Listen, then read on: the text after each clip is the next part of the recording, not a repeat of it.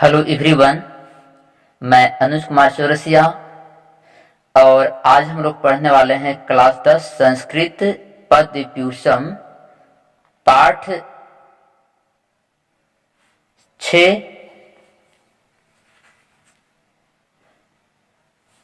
पाठ का नाम है गीतामृतम। देखिए, पहला श्लोक लिखा है, कर्मण्यैवाधिकारास्ते मा फलेषु कदाचन। मां कर्म फल हेतुर्भुर्मा ते संगो अस्त्व कर्मणि। लिखा है कि देखिए, जब महाभारत युद्ध होने के दौरान अर्जुन अपने गांडियों को रख देते हैं, युद्ध नहीं करना चाहते हैं, कारण कि सब उनके सगे संबंधी ही सामने दिखाई देते हैं। तब इस पर उपदेश देते हुए श्री कृष्ण जी अर्जुन से कह रहे हैं कि हे अर्जुन, ते, यहां देखिए लिखा है ते मने तुम्हारा, कर्मण्येवाधिकारास्ते, यानी कर्मणि एव अधिकारः ते मने तुम्हारा, कर्मणि यानी कर्म करने में, एव मने ही अधिकारः मने अधिकार है। हे अर्जुन, तुम्हारा कर्म करने में ही अधिकार है। मा फलेषु कदाचन, यानी फलेषु यानी फल में, कदाचन यानी कभी, मा मतलब मत या नहीं, फल में कभी नहीं। फिर से देखिए, कह रहे कि अर्जुन, तुम्हारा कर्म करने में ही अधिकार है, फल में कभी नहीं।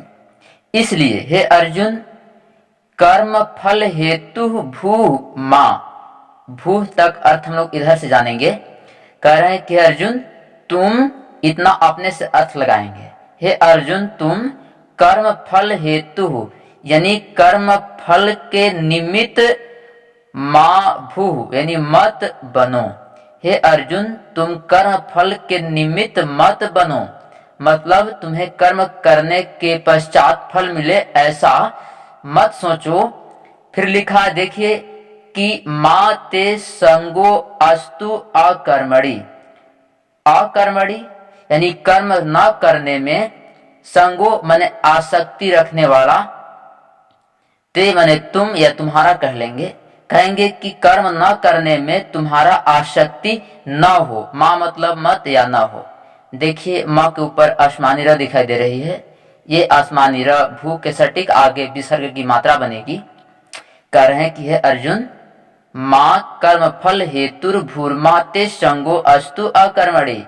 कह रहे हे अर्जुन, न तुम कर्म फल के निमित्त मां भू यानी मत बनो, और अर्जुन, हे अर्जुन, अकर्मणि यानी कर्म न करने में तुम्हारा आसक्ति मां यानी न हो।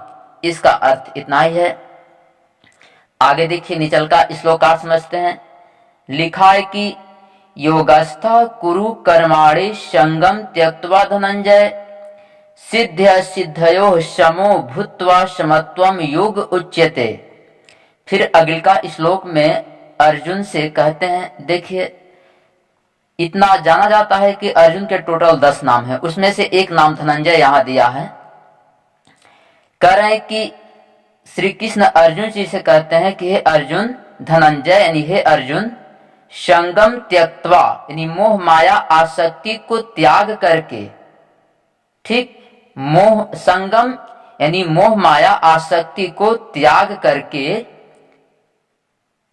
और कह रहे हैं कि समोभूत्वा सिद्धयो सिद्धयो। इसमें देखिए, सिद्धि असिद्धि, ये संधि विच्छेद यड़ संधि है। कह रहे हैं कि सिद्धि माने सफलता, असिद्धि माने विफलता, यानी सफलता और विफलता यानी जय और पराजय में समोभूत्वा यानी समान बुद्धि वाला हो करके, योगस्थ माने योग में स्थित कर्माणि यानी कर्म को करो। फिर देखिए, कह रहे हैं हे अर्जुन, संसार के प्रति मोह माया जनित आसक्ति को त्याग करके सफलता और विफलता में समान बुद्धि वाला हो करके योग में स्थित कर्म को करो।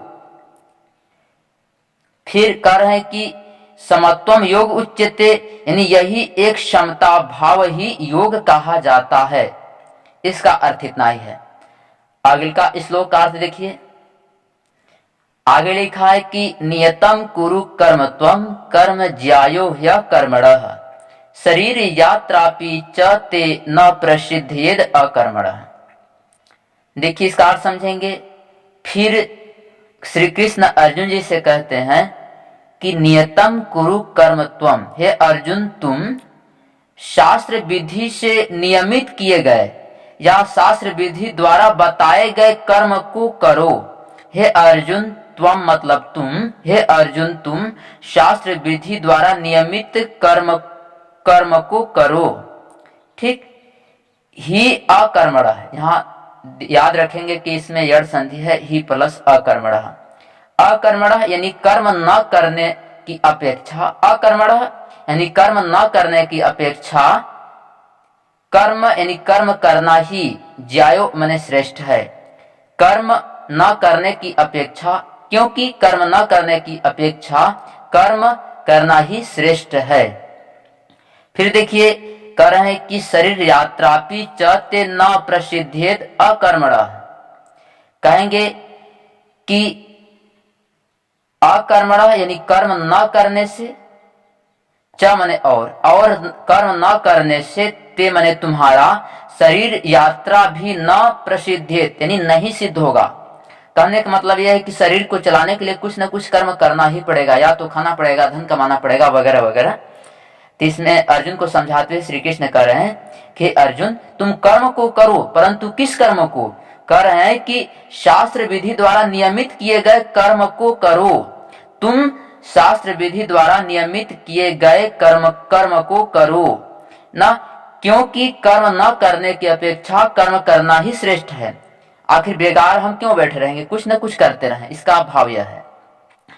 और कर्म न करना या और तुम्हारा कर्म न करना, या कहेंगे कि अकर्मण यानी कर्म न करना कि और कर्म न करना शरीर यात्रा भी न प्रसिद्ध है, यानी तुम्हारा शरीर का यात्रा भी सिद्ध नहीं होगी।